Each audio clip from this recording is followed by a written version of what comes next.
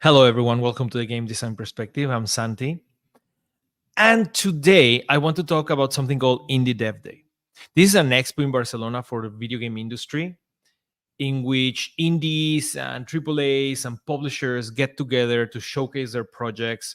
A lot of indie developers come here to find funding, publishers come looking for new projects, and new graduates come looking for their first job. A lot of people spreading resumes around. There's retro game shops, food, and a lot of talks in which I was invited by IO Interactive and the organizers of the event here in Barcelona to give a conference to developers. As such, I think it went really well. At least the feedback was good, and I decided to share it in the channel. So, without further ado, this is called Keep It Simple. Like, comment, and subscribe. Let me know what you think, and please enjoy. Hey everybody, everybody can hear me? All good? It's fine if it's in English, right? We have some international people. So welcome. I'm Santiago Castro. I'm a senior game designer in IO Interactive with over 10 years of experience. And in those 10 years of experience, I think this is one of the most important lessons I've learned. And that is keep it simple. Or how I am still learning to not overly complicate all my design systems when I'm trying to solve problems in a project and at the same time still take care of my mentor. Yeah. So for this, I have a question for you guys actually, if my thing is working. Are you working? So what is the one question you need as a designer? Has anybody done game design here or has ever wondered what is that one question I need to ask myself? You know, I think it's something I learned by my leads and directors. They always ask me this question all the time. So has anybody have something like this, or maybe I'm the only one? So the one question is, what am I trying to solve with my design? Consciously or unconsciously, all design is trying to solve a problem or fill a gap. No matter if it's graphic design, industrial design, or game design. Level design as well. You're always trying to solve a problem, right? So when you ask yourself, what am I trying to solve? This gives your design purpose, a reason to exist, you know? And the thing is that, for example, we have a dodge roll in Elden Ring. Like we play Souls games or other types of games that have this dodge roll, and it has been inherited. Like it's so ingrained in us that video games should have a dodge roll, right? Like action games I should be able to dodge. But the reality is that if you go back in time in history of video games, like there was a time when dodge roll was like a commodity, you know, like in Super Nintendo, it didn't exist. So what is the purpose of a dodge roll? Right? What is the problem that a dodge roll is trying to solve? Well, the problem is I need to get out of work. So attacks were getting more complex. We found 3D games, 3D collision systems, 3D camera systems, and just being able to move out of the way was not enough. I needed to get out of the way. And that is the problem that dodge rolls were trying to solve. So, purpose. So, a simple example. So we have a simple fighting game here. In here we have in red the attacker and in green the defender, right? So simple rules. If the attacker punches the defender at that moment after the punch lands, they get a prompt or a button or a QTE, and if the QTE is successful, they counter, right? So we have, you were successful with the QTE or the prompt, you counter or you fail, and the attacker can do another punch, right? Simple design. So in this design, what is the problem? Well, the problem is that if you think about it, when you punch someone and then they can counter after the punch, that means that the receiver is technically invincible if they master the bottom prompt. they're technically invincible if you think about it, right? I'm gonna punch and then, oh, I got good at one thing, just pressing the button at the right time. That the game is telling me. So the attacker has no tools to win. Therefore, there is no reason to attack, right? Therefore, the optimal strategy is not to engage in melee combat at all in this game. So it's a big problem, right? So solutions. Well, let's imagine it's a 3D game, right? So you can run around. So we can have a back attack. Oh, if I punch from the back, there is no counter. The bottom prompt never shows, right? Well, we need to show in the receiver, in the defender, if the other is lined up in a back attack. Okay. We can have the stamina system. The more you counter, the more difficult it becomes. Well, now we need to start showing particle effects to show that someone is tired, and we need to start showing the stamina. Okay, we can add a QT, we can add a prompt to the attacker as well. Well, now we need to show in the UI the prompt as well. We can add a status effect. Let's say the defender is electrified, right? So they're shocked, so they cannot counter if they get hit there. Or we can add a special power. The attacker can activate a special power, and then there is no counter if this happens. But we now need to show that. This is starting to get busy, right? Like, starting to get, and this is actually something that happened to me designing combat. This is like a real situation. So the actual solution is to just, get rid of the counter. So we just no bottom block. And all of a sudden we removed it, and everyone is like, oh my god, the combat is fun. What? What happened? And I was like, magic. Sorcery. What is this black magic? Well, this black magic is keeping it simple. Sometimes we, as designers, let's talk about this man. Does anybody recognize this man? Yeah. For people, yes sir, Fumito Ueda. Fumito Ueda coined the term design by subtraction. What does it mean? It means that solve problems by removing instead of adding. When we started the example, I started designing on top of the problem to cover it, and I started to add layers of complexity on top of this, trying to solve it. And then Fumito Ueda comes, like an angel, sent by the emperor, and says, design by subtraction. So we remove the counter. So for people that don't know who Fumito Ueda is, this handsome Japanese man with amazing hair created these 3 games: Eco, Shadow of the Colossus, and The Last Guardian. So he's not a nobody, right? He has been around, he has worked in Sony, so I like his philosophy, to be honest. So the reality is, when we all are making games, indie, AAA, AA, mobile, browser, board games, we like our games to be compelling. We want our player to be absorbed. We want the magic circle. When they forget, nothing else matters, right? And sometimes being compelling or profound can get confused with complexity. But an overly complex system, the reality is that it's not the end of the world. There's many games that are overly complex and still were successful, right? But the more complex a game is, the more difficult it is to learn, the more inaccessible, and the more time-consuming it is. So the great secret, this great skill that, to be honest, I haven't mastered. I'm not gonna lie, and I don't think it's like you never truly master, is learning to identify lines. This thing is like learning how to play poker. You can learn in 5 minutes. They can tell you the theory, but you never truly learn how to play poker. You're never a master of poker, right? Because you're always playing the person in front of you. And when you're designing a game, it's similar. You're always designing the game in front of you. And every game is different and has different requirements. So the reality is that you keep learning. You always keep learning about balance. So for this, I'm gonna introduce a friend to bring this point across, keeping it simple. Its name is System Chat. We all love System Chat. She does so many things, you know?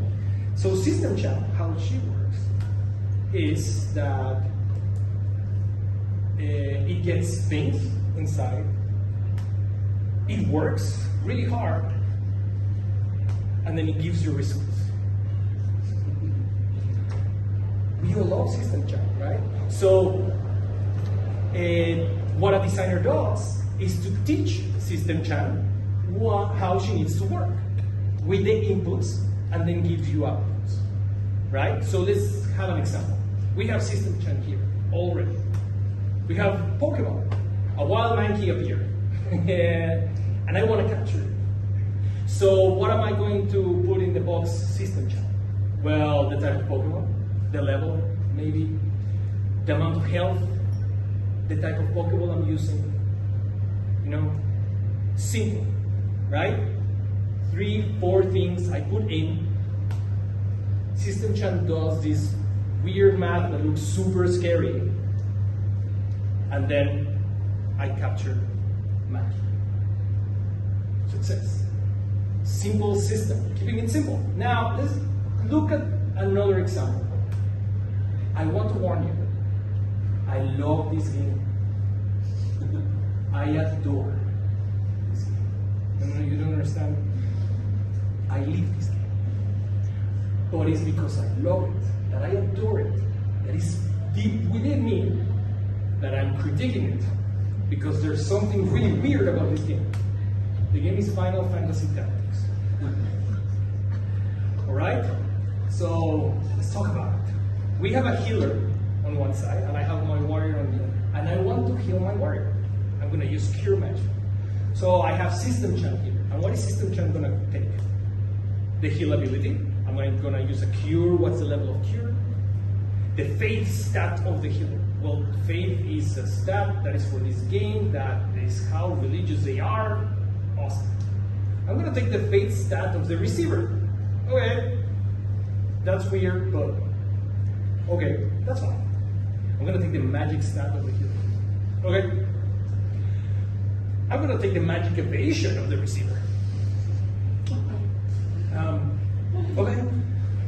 Manageable, I guess. I'm going to take the character's distance in the map because it's a tactical RPG, right? So distance matters.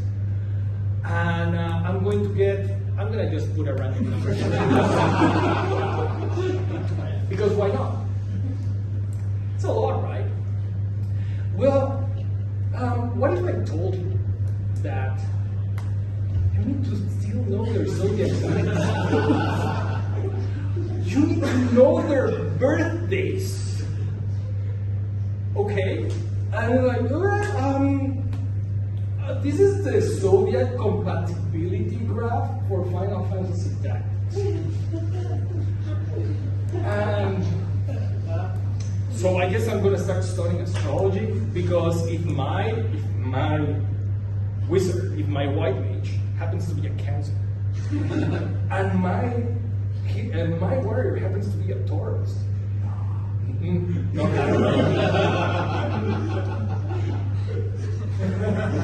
I don't like it. And it's true, it fails.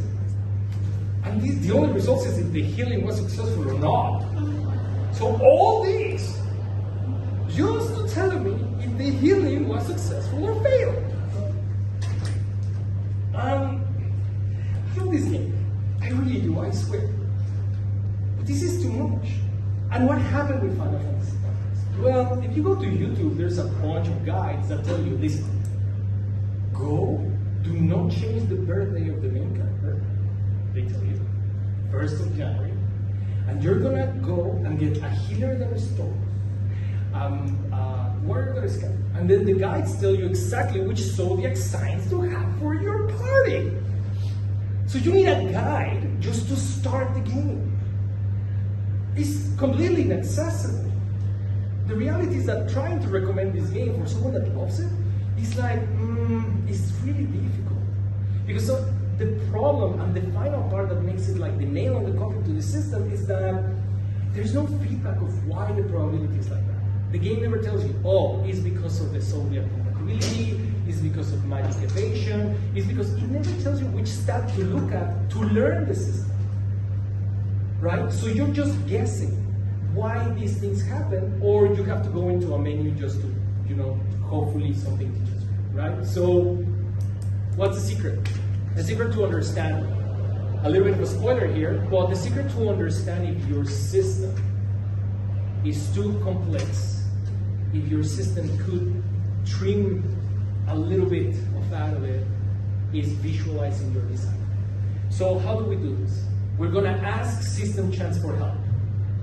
List your inputs. Whenever you have a design, know what are the inputs that affect your design.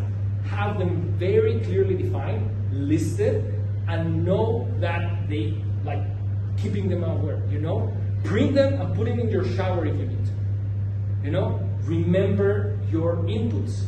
Second, clearly define your system in paper first. A lot of designers, we love prototyping. Just ask programmers. Programmers, they just look at us and it's like, another prototype, man? Like, I have to apologize to my programmers in I for this. I think we are in the 4th prototype. It's crazy. So they're constantly prototyping, right? But if you're constantly prototyping and you're just like going in engine and just changing things on the fly, you don't have your system clearly defined. And this can create unforeseen complexity. And finally, clear outputs with enough feedback. This is the secret. This is the final part. Why? If you have your system clearly defined, list of inputs, your player most probably will not know all the intricacies of your system. They cannot see inside system chat. The gamer cannot see this, right? So the only way the player can understand your system is if they understand why the things are happening, why the inputs did something, right? If you tell them, hey, like in Pokemon, it's actually pretty simple because the amount of inputs is not that much. That is like, oh, monkey escaped. Oh, I failed. Why I failed? I can experiment. I can learn. Oh, maybe it's less health because the inputs are small. So the feedback is clear. You don't need that complex feedback. But in Final Fantasy Tactics, if my healing magic fails, I'm just wondering, why? There's so many aspects that could change. So if the game told me, hey, your magic evasion is too high on the other character, you need to do something. Oh, I can learn the system at least. Okay? So clear outputs with feedback. Tell the player why things are happening. So, in short, put your design. So, ensuring every design has purpose helps also the design to stay in vision, in scope. There's a very, very common phrase in the video game industry. And I'm guilty of this as well. And it would be cool if. We've all done it. It's like, wouldn't it be cool if, like, this happened? That would be cool. That would be very cool, right? Man, that would be amazing. The problem is that sometimes when we say it would be cool if, we are forgetting purpose. We are forgetting the goal of the design. So that's an example. So I was working in Metro Exodus, and we have 2 types of levels, right? We have, a case of it would be cool in Metro Exodus. So Metro Exodus has 2 types of levels. If anybody has played it, first-person shooter, it has 2 types of levels. Open levels, which are like huge maps that you can just roam around. There's side quests, there's side stories. The objectives are not in linear order, So this level, for example, is called Castle, which is like the biggest level of the game, and it's a huge desert. This is the area that is playable. You cannot swim in Metro Exodus. Trust me, I tried. So objectives do not have a linear path, and the landmass has an open design, right? It's not like a hallway. So objectives, important areas, you can navigate the map, you can go wherever you want, right? So the purpose of this level was a showcase of the smaller stories. We planned it because it's at the middle of the campaign. We say, at this point, We want to show smaller stories. We want to show the narrative, like the world of Metro outside of the Metro. And we wanted to show vehicles. So we had a clear purpose here for the level. Therefore, we knew that we wanted something very Mad Max. What happened? Like, it was clear. We knew how to tackle this project, like this level. But now we go to another one. So this game is Taiga. Taiga is a linear level, but originally it was open. This level was, we said, hey, it would be cool if we had an open level in a forest. Oh, it would be so cool. Imagine in the desert, but something open in a forest. And there is cities in which like you have like branches and you have bridges and wow, we were going crazy. You know, it was such a cool idea. Open level in a forest. That was great, right? But when we started prototyping it, the pacing felt wrong. It just like people were reaching this level and everybody was getting exhausted of the game. They were asking if they could quit. If they could like, hey, can we stop playing? You know, like late testers were like, I need to take a break at this point. And it's like, what? Why was this happening, right? So to find the reason, we went back to the purpose of that level. We said like, okay, why we needed this level to begin with? What was its goal? It's like the goal of this level. The goal was narrative. It was not exploration. It was a point in the campaign in which like the game was in an urgency level. You know, it's like, spoiler alert, someone is very sick, we need to save them. You know, we're in a rush. And then we have the player exploring the map and doing side quests and stuff like that. And I think it's the third open level, you know, so at this time, like, the campaign started to feel heavy. And the story lost a lot of gravitas. Players were not engaging with the game enough. The thing is that Metro is a very narrative-heavy game. So if the narrative is failing, well, the game loses a lot of inspiration and a lot of motivation to play this. So instead, we went back in time, we reworked the level, and we made it linear. This improves significantly. But not just that, it allows to use the scope to create a lot of set pieces, to make a more exciting level, and to add gravitas to the characters, to like. It just all of a sudden became the favorite level of a lot of people. Not just that, because it became a linear level, we increased the level of quality in graphics. Man, that level looks amazing. I'm not an artist in Metro, so it's not patting myself in the back. But this is how the map ended up looking. And this is the playable area. So as you can see, it's just, you start at the bottom, you go to the top. It's very simple. This is the path. You know, pretty simple, linear. You know, we had to go back to the purpose. We had to strip the openness of this level. We had to go back and keep it simple. So, remember, design by subtraction. So many problems. So many problems can be solved if you just like, hey, we just take it out. You know? Not just that, design by subtraction allows you to find other paths forward.